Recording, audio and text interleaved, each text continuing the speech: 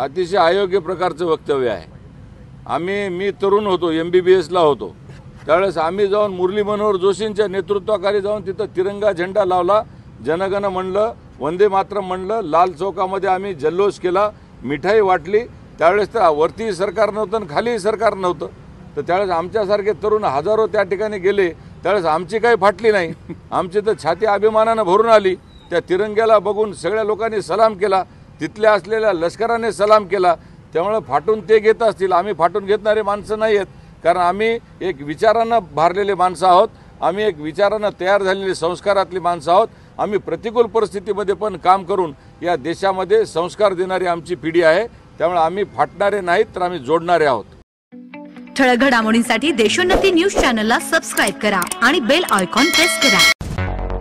मुंबई, पुणे, नागपूर, मराठवाडा असो का विदर्भ, राजकीय, सामाजिक, शैक्षणिक क्षेत्र असो का क्रीडा, सर्वच घडामोडीचे विश्लेषण पाहायला विसरू नका।